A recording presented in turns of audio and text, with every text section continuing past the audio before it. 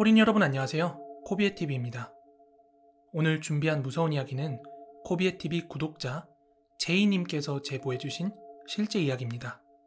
그럼 이야기 바로 시작하도록 하겠습니다.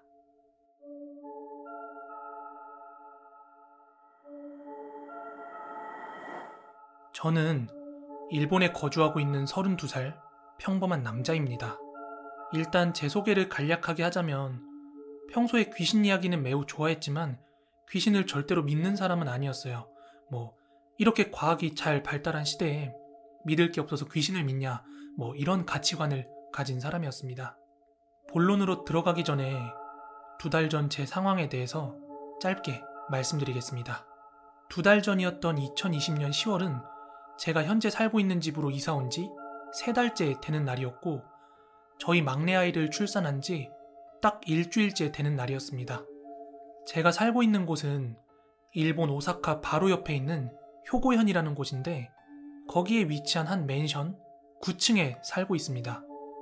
그때 와이프는 출산 직후라 가사일이 힘들어서 아이들이랑 당분간 친정에서 지내고 있었고, 저 혼자만 집에서 먹고 자며 출퇴근을 하고 있던 상황이었습니다. 저는 매일 새벽 4시에 일어나서 출근 준비를 했고, 4시 반에 출근을 해서 6시에 퇴근해서 돌아오는 이런 생활을 반복하고 있었습니다. 그렇게 혼자서 지낸 지 이틀째 되는 날이었습니다. 아침 일찍 일어나서 준비를 하고 어김없이 4시 반에 집을 나섰습니다. 현관문을 열고 복도 오른쪽으로 쭉 걸어가면 엘리베이터가 나오는데요. 그렇게 길지도 또 짧지도 않은 거리에 엘리베이터가 위치하고 있었는데요. 그래서 엘리베이터를 향해서 걸어가고 있는데 어디선가 방울소리가 딸랑딸랑하고 들려오기 시작하더라고요. 처음에는 그냥 신문 배달하시는 분들인 줄 알고 그렇게 크게 신경 쓰지 않았습니다. 그런데 불과 한 4-5걸음 정도 걷고 나니까 이번에는 소리만 들리는 게 아니라 뭔가 형체도 함께 보이더라고요.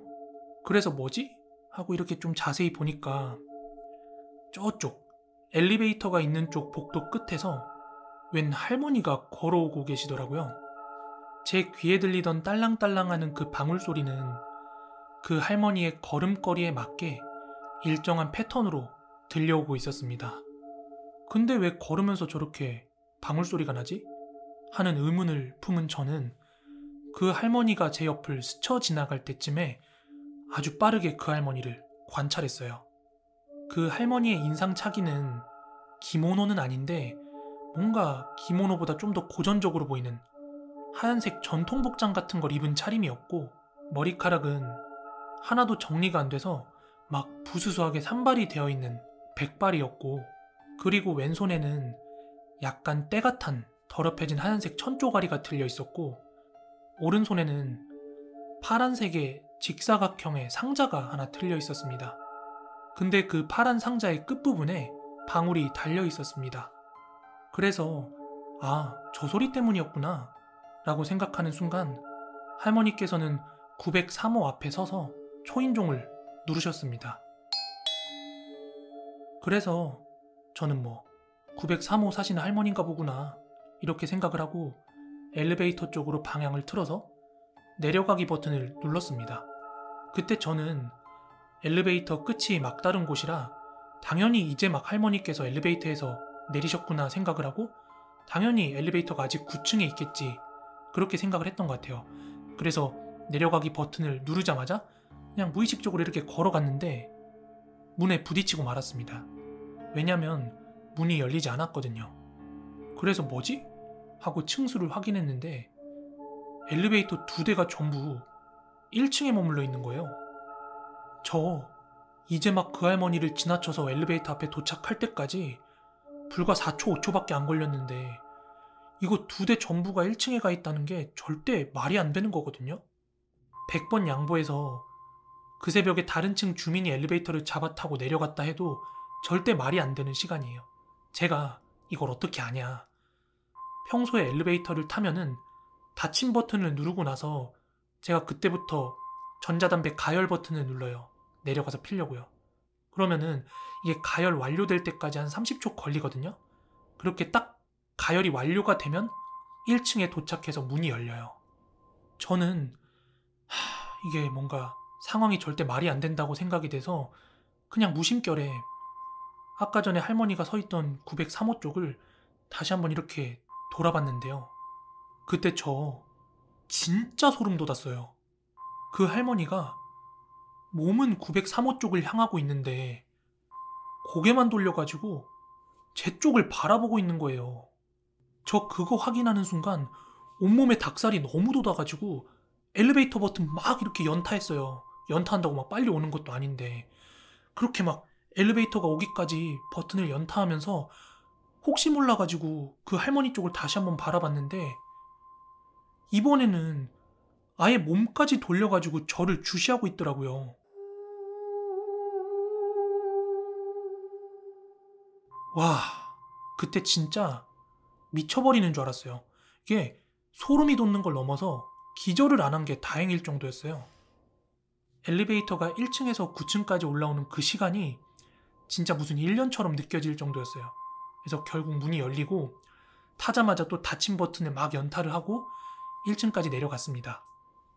불과 수십 초 사이에 제 몸은 이미 막 땀으로 젖기 시작했고 저는 어서 빨리 이 맨션을 벗어나고 싶었습니다. 저는 차를 타고 직장까지 운전하는 동안 가만히 생각해봤어요. 그 할머니 도대체 누구지? 일본에 거주하는 한국 분들이라면 일본인들의 성격을 잘 아실 거예요. 보통 새벽 4시면 초인종을 아예 안 눌러요. 초인종을 누르면 어렴풋이라도 옆집에 들릴 거라고 생각을 하기 때문에 죽기보다 민폐 끼치는 걸 싫어하는 일본인들이 그 새벽에 벨을 누를 리가 절대 없죠. 물론 그것도 그렇지만 누가 자기 집에 들어갈 때 벨을 누르겠어요. 멀리 갔다 온 거 아니라면 처음부터 안 잠궜거나 자기 열쇠로 열고 들어갔겠죠. 또 그 할머니는 왜 나를 쳐다봤을까 등등 일하는 내내 이런 생각들이 머릿속에서 떠나질 않더라고요. 그래서 이 얘기를 전화로 와이프한테 들려줬더니 막 깔깔거리면서 엄청 웃더라고요. 저는 심각한데. 그러면서 저에게 이따 퇴근할 때 903호에 할머니 살고 있는지 벨 눌러서 물어봐. 이렇게 이야기하길래 저는 명분도 없이 어떻게 그러냐 이렇게 얘기하고 그냥 전화를 끊고 퇴근을 했습니다. 퇴근을 한 저는 다시 맨션에 도착을 했고 1층에서 엘리베이터를 잡아 타고 다시 9층까지 올라갔습니다. 근데 그 9층까지 올라가는 동안 막 헛웃음이 나더라고요. 새벽에는 엘리베이터가 그렇게 무서웠는데 오후에 해 떴을 때 집에 갈 때는 아무 기분이 안 드니까 그냥 좀 허무하더라고요. 그런 생각을 하면서 9층에서 내렸어요. 그리고 제가 살고 있는 호수까지 이렇게 걸어가던 중에 문득 생각이 난 게 903호에 누가 살고 있는지 한번 확인이나 해보자 이런 생각이 들더라고요. 그참에 903호 옆을 지나가고 있었는데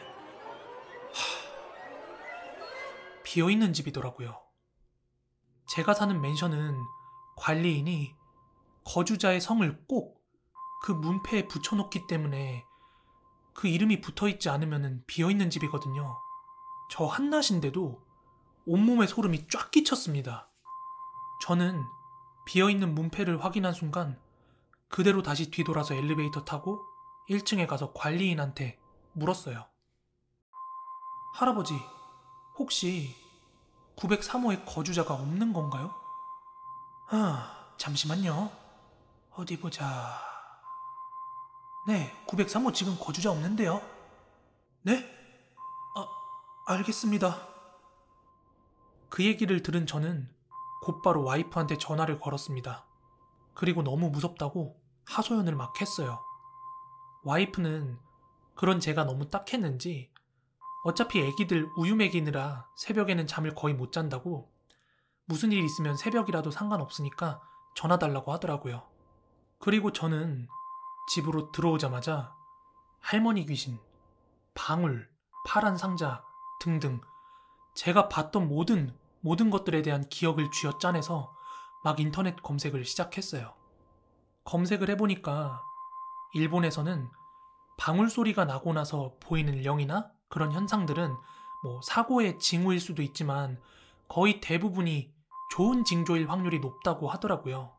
하지만 대부분이라고 한 거지 100%가 아니었기 때문에 저는 마음을 놓을 수가 없었습니다. 그래서 저는 대부분 방울 소리에 저도 포함되기를 그냥 기도만 했습니다. 그리하여 또 다음날 새벽 4시가 되었고 저는 알람 소리에 기상을 했습니다. 일어나자마자 들었던 생각은 피곤하다 이 생각보다 도대체 오늘은 어떻게 주차장까지 걸어가지? 이 생각이 먼저 들더라고요. 제가 사는 곳의 반대쪽 복도에도 엘리베이터가 한 대 더 있긴 하지만 이 엘리베이터를 타면 주차장까지 가는 시간이 2배로 걸려요. 그래서 저는 그냥 평소처럼 타던 엘리베이터를 탔습니다.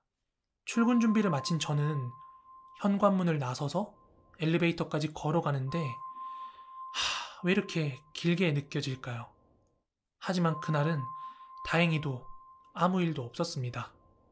1층에 도착해서는 맨션 입구 바깥쪽으로 바로 나갔고 가을이라 그런지 서늘한 바람이 불고 있었고 그 바람에 소름을 식히며 안도의 한숨을 내쉬었습니다. 그러면서 가방 안에 가열시켜뒀던 전자담배를 꺼내서 입에 물고 한 모금 딱 빠는데 그 순간 바람 소리와 함께 또 딸랑딸랑 소리가 들리는 겁니다. 보통 어디선가 소리가 들려서 거기에 집중해서 들으면 어느 방향인지 이렇게 볼 수가 있는데 지금 이 방울 소리는 도무지 사방팔방에서 들려가지고 어딘지 알 수가 없는 거예요. 바로 핸드폰을 꺼내서 와이프한테 전화를 걸었습니다. 새벽이지만 와이프가 전화를 받아줬고 그 순간에도 계속해서 딸랑딸랑 방울 소리가 들리고 있었습니다. 여보, 들려? 저 소리 들려? 방울 소리 들리지? 응, 들려. 잠깐 전화 끊지 말아봐. 나 차 타고 맨션에서 좀 떨어질 때까지 전화 절대 끊지 마. 알았으니까 넘어지지 말고 천천히 가, 응? 저는 와이프의 걱정을 깡그리 무시하고 차까지 전력 질주를 했습니다. 그리고 차에 올라타고 나니까 차음이 돼서 그런 건지 방울 소리가 들리지 않더라고요. 하지만 차에 시동을 걸고 창문을 살짝 내린 순간 계속해서 딸랑딸랑 소리가 들려오더라고요. 그대로 다시 창문을 닫고 직장으로 달렸습니다. 그렇게 한 10초에서 15초 정도 차를 몰다가 수화기 넘어 와이프한테 이야기했어요. 여보, 이제 안 들려. 미안해, 새벽에 깨워서. 나 다녀올 테니까 애기랑 잘 자. 끝나면 또 연락할게. 이러고 전화를 끊었어요. 그리고 한 5초 지났나?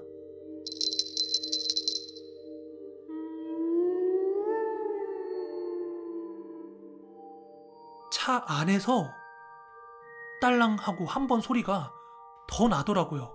진짜 운전대 잡고 기절할 뻔했어요. 여러분 온몸이 뽀송뽀송하다가 2, 3초 만에 땀으로 다 젖어본 적 있으세요? 저 그대로 악셀 막 당겨서 불빛이 많은 곳으로 막 내달렸습니다. 그렇게 좀 빛이 있는 곳에, 사람이 있는 곳에 좀 가고 나서야 조금 안정감을 느낄 수 있었는데 어쨌든 이날은 제가 태어나서 처음으로 사고를 낼 뻔했어요. 왜냐고요? 귀신, 방울? 다 아니에요. 제가 운전을 오래 한 건 아니지만 지금까지 8년간 단 한 번도 졸음운전을 한 적이 없었습니다. 피로관리로는 제가 완벽하기 때문에 조금이라도 피곤하거나 졸린 기미가 있으면은 차를 세워서 이게 다 해결이 되고 나면 다시 운전을 하거나 그런 식으로 운전을 했죠. 근데 이날 멀쩡했던 제가 신호대기 중 이거 어떻게 말로 표현할 수 없는 급작스럽게 어떻게 쏟아지는 졸음에 지나간 오토바이를 칠 뻔했습니다. 진짜 제 32년 인생의 처음이었어요. 여기까지가 제가 겪은 방울소리 할머니 경험담이고요. 지금은 시간이 2배로 걸리지만 안전한 반대쪽 엘리베이터를 이용하고 있습니다. 집이 월세로 사는 것도 아니라 다시 팔기도 뭐하고 또 애기도 있고 고민 끝에 신사에서 부적도 사다가 붙여놓고 현관밖에 소금도 놓고 부모님한테 EMS로 복숭아 나무까지도 받아가지고 애기 머리맡에도 뭐 놔두고 뭐 그렇게 지금은 잘 지내고 있습니다. 혹시 살다가 여러분들도 방울소리 같은 거 들리면 조심하세요. 네, 오늘 준비한 무서운 이야기는 여기까지고요. 여러분들이 겪으신 이야기 혹은 알고 있는 이야기 좀 실감나게 들어보고 싶다 하시는 분들은요. 이 아래 이메일 또는 카카오톡으로 제보 부탁드리겠습니다. 모두 월요일 하루 화이팅 하시고요. 저는 내일 더 무서운 이야기로 찾아오도록 하겠습니다. 코린 여러분들 모두 좋은 밤, 좋은 아침 되세요. 감사합니다.